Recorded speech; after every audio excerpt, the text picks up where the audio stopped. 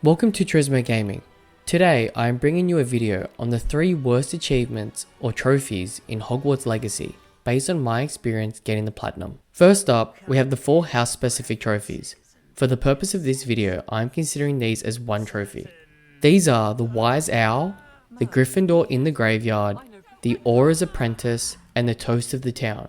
To get all 4 trophies, you need to reach the map chamber as a student in each of the 4 Hogwarts houses. This involves playing through the first couple hours as a student in each house until you reach the map chamber in Jackdaw's Rest, which is the 15th main quest. The gameplay and content is the same, except for different common rooms and a house specific quest, which you will complete for the 14th main quest. I had one main and then created 3 alts to get these trophies, which I did back to back and found very tedious. The house specific quests involve investigating an owlery as a Ravenclaw, shooting pumpkins as a Gryffindor, a brief visit to Azkaban as a Hufflepuff, and helping the headmaster's house elf as a Slytherin. These quests are all pretty weak and forgettable, and the links to any particular Hogwarts house are tenuous at best.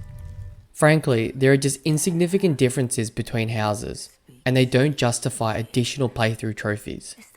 If a developer wants to include multi-playthrough trophies, either make the gameplay experience of each house more varied, or require a different approach by the player. How about a morality system in which your alignment is impacted by your choice of spells and dialogue options? Currently, choices are made based on player preference and role-playing, with no real in-game consequences.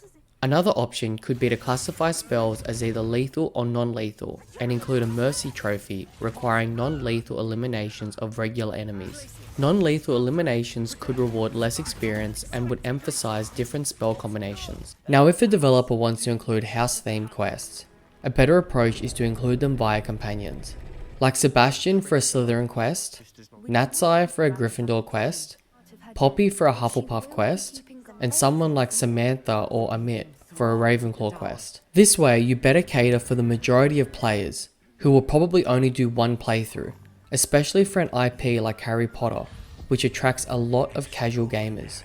Let's check the numbers. Slytherin is the most popular house on Steam, but it is narrowly edged out by Gryffindor on PSN. Hufflepuff is the least popular on both platforms. Less than 34% of players defeated the final boss, which occurs in the 3rd last main quest. Taking all these numbers into consideration, it appears most players did one playthrough and the majority did not defeat the final boss. Next up is Merlin's Beard, which requires completing all 95 Merlin trials. The trials are short activities that come in 9 different types, including flipping rocks, blowing up rocks, putting small balls in holes, and putting a big ball in a hole. You need to complete 52 to unlock the max gear slots, and then another 43 for a total of 95 to get the trophy. There is no reward other than the trophy, which I find very disappointing considering how boring and tedious the trials become once you have done a couple of each type. I feel like the player deserves something for persevering through all those trials.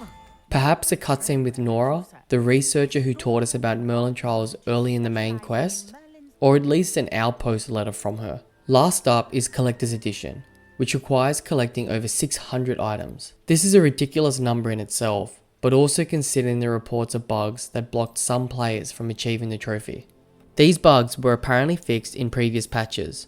Let's look at some of the patch notes relating to collection achievements and trophies. This patch fixed the bug where the Collector's Edition trophy tracker did not update correctly. This meant that despite collecting all items, the trophy didn't pop. This patch fixed a bug where progress for some challenges got stuck at 99%. For these challenges, the rewards are appearances or traits, both of which are required for the Collector's Edition trophy. This patch fixed another bug where collection items did not count correctly towards achievements and trophies.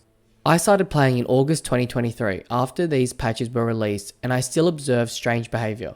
See how my conjurations show as 138 out of 140? Fortunately, this didn't block me getting the trophy.